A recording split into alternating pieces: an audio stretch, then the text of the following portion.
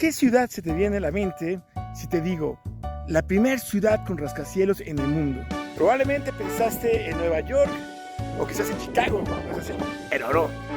La ciudad a la que me refiero es mucho más antigua y fue construida con tierra. Se llama Shibam y está en Yemen.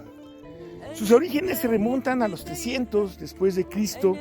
Se asentó en un valle próspero con grandes producciones agrícolas que lo llenaron pronto de grandes riquezas y también de la mirada de algunos asaltantes, algunas tribus beduinas que constantemente invadían la ciudad.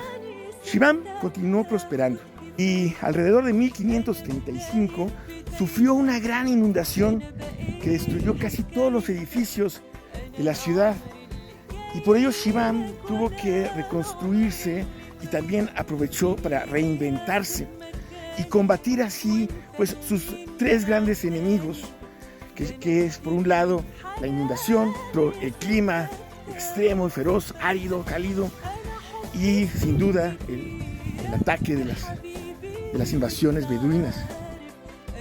Para las inundaciones, Shibam construyó grandes diques y una muralla, que era la primera línea de batalla, una muralla de 200 por 320 más o menos, y también decidió zonas de la ciudad que se podían inundar, ¿no? Ellos entendían que la inundación es algo que la ciudad iba a estar sufriendo a lo largo de los siglos y por ello diseñaron zonas inundables, que es justamente lo que hoy estamos haciendo con muchas de las ciudades que se están hundiendo.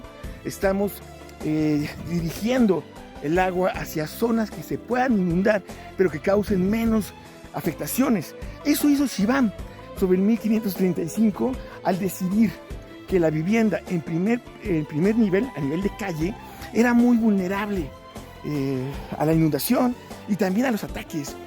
Entonces, por ello, mandaron la vivienda a un segundo o tercer nivel, en donde colocaron la vivienda, donde colocaron la cocina y dejando la parte inferior para que se pueda inundar y no tener ni vidas ni bienes de valor que pudieran ser afectados.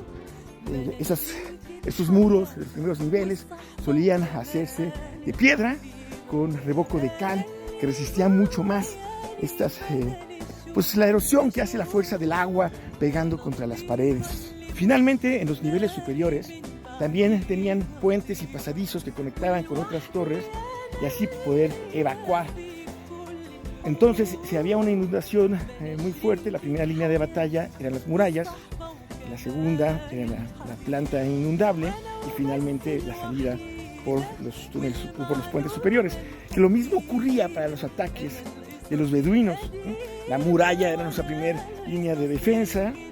En caso de que la invasión traspasara las murallas, entonces cada casa se cerraba y se volvía como una casa torre, una casa castillo, presentaba muy buena defensa, y ya si ese primer nivel caía, pues todavía podían escapar por las paredes superiores. Sin duda, vivir en Shibam era un lujo, pero el terreno era escaso, por eso el costo por metro cuadrado era altísimo.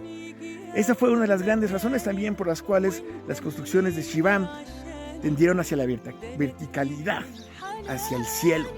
Construyeron edificios de 3 hasta 6 niveles que pudieran alcanzar más de 30 metros de altura. Una locura. Pero esas alturas y los edificios que se construían muy cercanos o pegados entre sí, apenas divididos por pequeños callejuelas, provocaba grandes zonas de sombra que refrescaban las fachadas, que refrescaba el viento, y con esto generaban una especie de aire acondicionado para la ciudad, refrescándola, y todo esto sin pagar un solo peso de luz. Hoy en día en las ciudades será muy complicado pensar que podemos vivir sin un ventilador, sin un aire acondicionado o sin un calefactor, ¿no?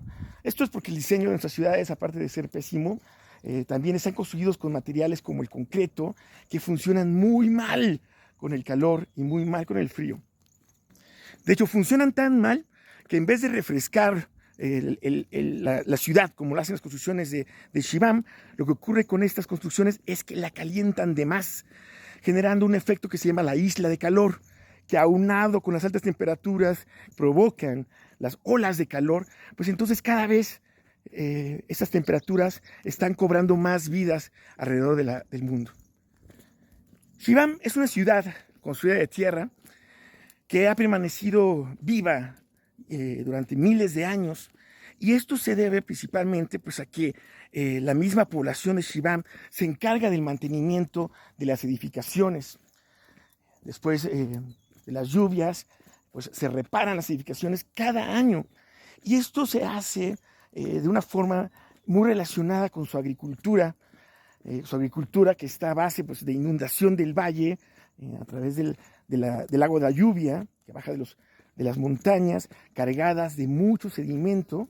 Estas se dirigen hacia los campos de cultivo, los inundan, y después de las cosechas ocupaban esta misma tierra para repellar y recubrir pues, cualquier afectación que pudiera tener las edificaciones por lluvia o por inundación.